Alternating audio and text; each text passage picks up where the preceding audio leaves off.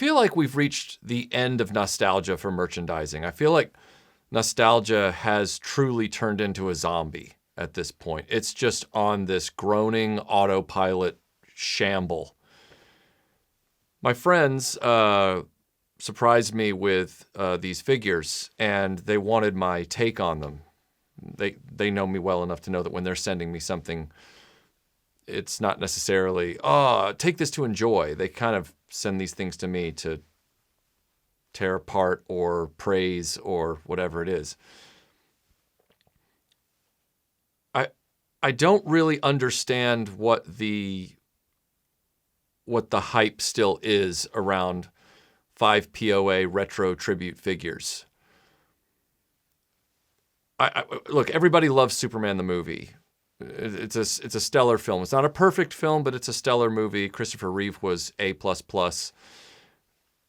We all wished we'd had toys back then that weren't just generic Superman characters, and we certainly wished that more toy lines had been in scale with Star Wars and G.I. Joe, stuff like that. So I get that appeal. But Superman from Spin Masters, it to me indicated that the 5 POA retro push, the retro concept that's been around for at least a decade, going all the way back to Funko Reaction. I can't remember how long ago the resurrected Kenner Alien line was that then opened the floodgates for Reaction to do all of these very underwhelming, overpriced retro property figures like Goonies and Terminator, The Crow, Back to the Future. They seem to never stop doing those, and then Super7 took that over. And the problem at the time, and I did a video on this a few years ago, was that even though now we would say, oh wow, a 5 POA figure for $6.99, gosh, I'd love to go back to those days. At that time, that was an extortion grade price for what was a simulation of a toy. It wasn't really a toy because when you actually popped it off the card, the figure was very low quality, the paintwork was bad, the joints split. It was a simulation. And the worst part about it was that keeping it on the card wasn't even all that satisfying because they wouldn't spring for the licensing rights to get images of the actors from the films. Only certain lines had that benefit, and not many of them. Most of them, they just had generic images. I'm looking at this Spin Masters line of Superman figures. Okay, they're 5 points of articulation. I don't think I need to break them off the card back to give you an assessment of each one at this point. There are numerous YouTube channels, I'm sure, that have already done that, even though everybody by now should know what a 5 point of articulation Kenner style action figure is going to be like. Quality control being worse than it was back in 1978-79. I fully suspect that most of these figures have gummy joints, and usually one leg is shorter than the other, so they constantly, stand crooked. That's never changed since the Funko Reaction launch. And I'm looking at these, and I know that they're anywhere from $17 to $21 a piece, depending on what retailer you got them from. So now they're a really ridiculous price for a figure like this construction, 5 points of articulation, very little detail in the face. And that's not a problem if the figure is still $4.99, but they're not. And we know they're making these for pennies because they're not complicated. And then you look at the packaging, and once again, generic photography on every single character's card. Just a generic poster Superman S. And you go, even after a decade of these retro 5 points of articulation figures that are supposed to evoke nostalgia and also bring characters to the forefront that never got toys back in the day in that scale or at all, not one company has leveled up with any of this. The only thing that's changed is the price, and the price just goes up. And if you want to make excuses that it's because of inflation and the economy and unstable geopolitics for the last 10 years, okay, that's true, but it doesn't change the value proposition, which is apart from the price itself. Like, the price is bad enough now. And if you really want to dig back into your memories, you'll remember that even though by our standards, the price 10 years ago was low, it wasn't low when we were looking at them in stores. At that time, that was commensurate with a high price for this kind of item. And now it's just a runaway inflation for these. But the value proposition's separate from that of, well, what are they doing as a company or as toy companies, because there's a number of makers that are still trying to do this stuff. What are they really doing to make these the artifacts, the items, the fillers of the gaps that I always had in my childhood, mind, imagination? Did you want Superman the movie action figures when you were a kid in 1978? Sure you did. You probably had Star Wars figures already. You might have even had some Battlestar Galactica at that point. I don't remember exactly when those fell. Is this what you envisioned? As a complete, literal package, is this what you envisioned? I'm sure the figures are fine. They look okay. Superman's S is misprinted. It's not even centered on his chest. Because again, quality has gotten lower. The quality hasn't really improved since 1978 for this kind of stuff. They've had to reverse engineer it, and they don't do it at all well. It's truly half-ass. So in that respect, most of these are going to be displayed on card. Are these the cards you want to display? Or are you going to spring for extra money and put them on custom card backs, which you're going to be getting from vendors on Etsy? I mean, great, that's a nice cottage industry. I'm glad those people are making money. The fans are doing the best work. But you're now out $20 a figure from the company. And some of the sculpts don't even look all that interesting. Like, I don't have Lois, but I've seen the Lois Lane figure, and they just put her in this sort of generic, like, off-white suit. Why didn't they put her in sort of a pink with like a white tie and stuff like that? It was far more memorable from the film. It's things like that where you look at it and you go, they're simplifying. They're simplifying to save a nickel everywhere they can. That requires fewer paint apps and less sculpting. Do that. And then you put them on these generic card backs, and it's like, to me, that's, with a 5 POA figure and a generic card back, that's not a $20 item in my mind. I'm not embarrassed to say it. That's not a $20 item. Now, if the figure inside was a more sophisticated figure, as far as like maybe the figure was O-ring construction, like old school Real American Hero. Okay, maybe I can stomach a little generic card back at this point, because I'll want the figure off the card more than I want the display package, which is lame. I'm not the type of person that wants to go custom card everything. And for people who are custom carding stuff, for several years now, they've been making their own 5 POA 3D printed figures that they paint and put on those cards.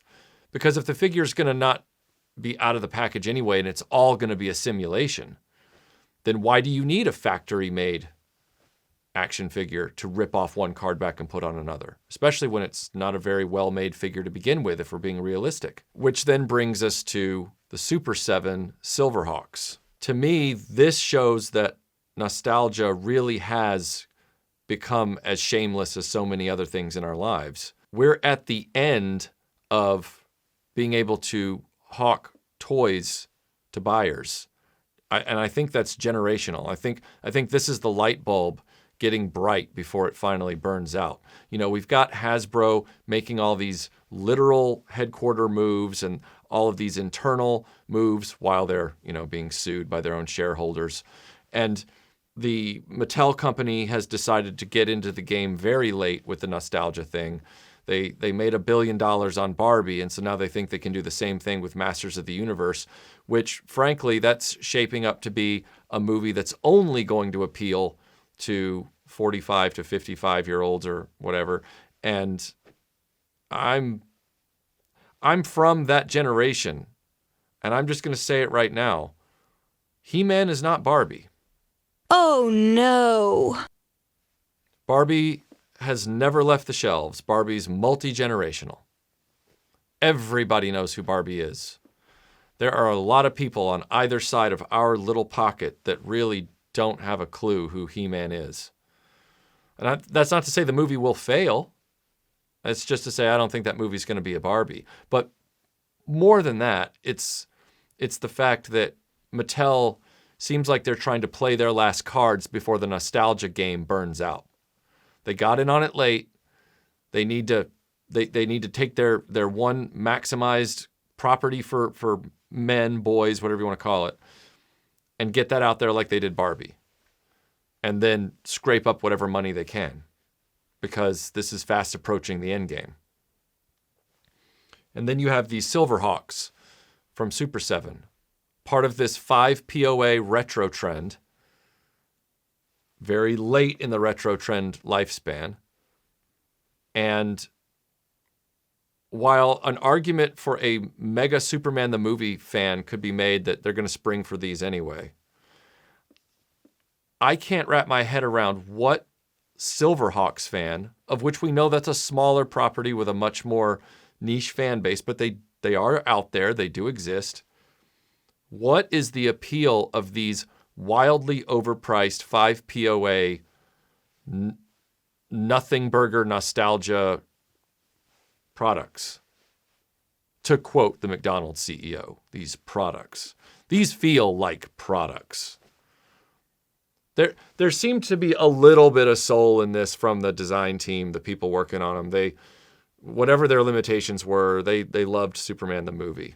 Silverhawks had toys in the 80s. They had toys in the mid-80s after the 5 POA 3 3/4 inch trend was very much out. G.I. Joe was around, but it was the O-ring fad, the O-ring era. These were out of fashion, and Silverhawks got toys. So what's the point here? It reminds me of when Super 7 did the Ninja Turtles reaction figures. Why? They had toys. What's the point of having Ninja Turtles that can't pose? O-ring Ninja Turtles, at least I could kind of get there with you, because O-ring Ninja Turtles, at least they could scale with your G.I. Joes and your Storm Shadows and stuff like that, and they could pose. All right. It's a little pointless and weird, but sure. Silverhawks with 5 points of articulation and no wings? No wings. These are stand-around figures, which means that because they're on card backs, they're meant to be collected and displayed. These are basically serving the same purpose. Far more creative engineering went into these, despite their uselessness, than a Funko Pop. But as far as the role they will play in any collection, it amounts to no more than a Funko Pop.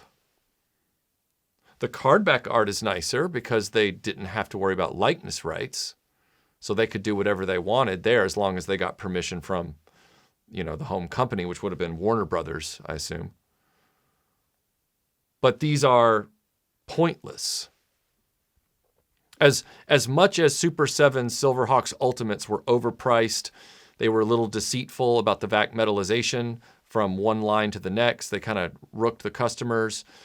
At least those we're going to take what Kenner did with the Silverhawks in 1986, and we're going to try and improve on that. And that makes more sense, I think, than what's going on here. This is such a hollow cash grab. O-ring Silverhawks with wings. Okay. I can get there. If you had Silverhawks with G.I. Joe articulation and the wings, like classic Real American Hero articulation, and that way you had an option. If you just need to display all your stuff in 3 3/4 inch scale, all your vintage toys, and you want the other vintage characters from the 80s to be able to display with them, I get it. I loved the O-ring Ghostbusters that came out. They were what I always wanted when I was a kid. And they never made them for that movie. And then I got the taller, real Ghostbusters 2 years later, and I wasn't that thrilled. So there was opportunity here. There was opportunity with the Ninja Turtles. But they're not seeing where those toy lines fall in the 80s temporally. So Superman the movie figures, they would have been from 1978-79.